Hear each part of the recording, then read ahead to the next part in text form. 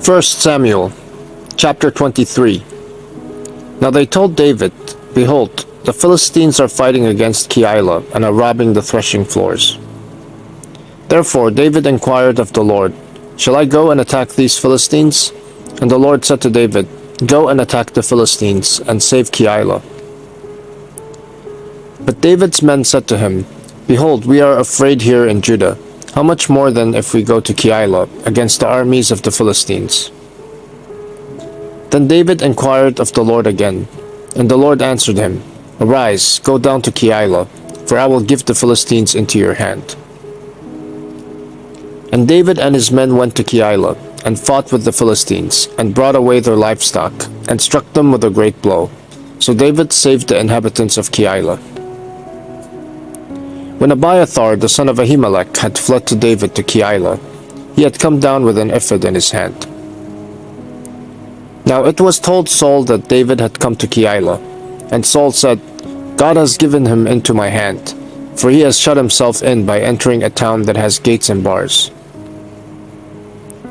And Saul summoned all the people to war, to go down to Keilah, to besiege David and his men. David knew that Saul was plotting harm against him, and he said to Abiathar the priest, Bring the ephod here. Then David said, O Lord, the God of Israel, your servant has surely heard that Saul seeks to come to Keilah, to destroy the city on my account. Will the men of Keilah surrender me into his hand? Will Saul come down, as your servant has heard? O Lord, the God of Israel, please tell your servant. And the Lord said, He will come down.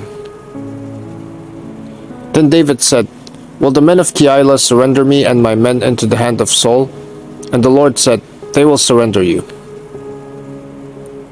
Then David and his men, who were about 600, arose and departed from Keilah, and they went wherever they could go. When Saul was told that David had escaped from Keilah, he gave up the expedition. And David remained in the strongholds in the wilderness, in the hill country of the wilderness of Ziph, and Saul sought him every day, but God did not give him into his hand.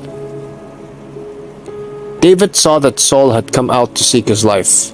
David was in the wilderness of Ziph at Horish. And Jonathan, Saul's son, rose and went to David at Horish, and strengthened his hand in God. And he said to him, Do not fear, for the hand of Saul my father shall not find you. You shall be king over Israel, and I shall be next to you. Saul my father also knows this. And the two of them made a covenant before the Lord. David remained at Horish, and Jonathan went home. Then the Ziphites went up to Saul at Gibeah, saying, Is not David hiding among us in the strongholds at Horish, on the hill of Keilah, which is south of Jeshimon? Now come down, O king, according to all your heart's desire to come down, and our part shall be to surrender him into the king's hand. And Saul said, May you be blessed by the Lord, for you have had compassion on me. Go, make yet more sure. Know and see the place where his foot is, and who has seen him there, for it is told me that he is very cunning. See therefore and take note of all the lurking places where he hides, and come back to me with sure information. Then I will go with you, and if he is in the land, I will search him out among all the thousands of Judah. And they arose and went to Ziph ahead of Saul. Now David and his men were in the wilderness of Maon, in the Arabah, to the south of Jeshimon. And Saul and his men went to seek him, and David was told, so he went down to the rock, and lived in the wilderness of Maon. And when Saul heard that, he pursued after David in the wilderness of Maon. Saul went on one side of the mountain, and David and his men on the other side of the mountain. And David was hurrying to get away from Saul, as Saul and his men were closing in on David and his men, to capture them.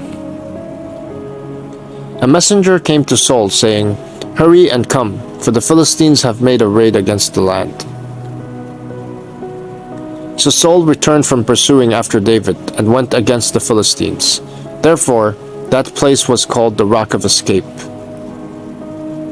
And David went up from there, and lived in the strongholds of En-gedi.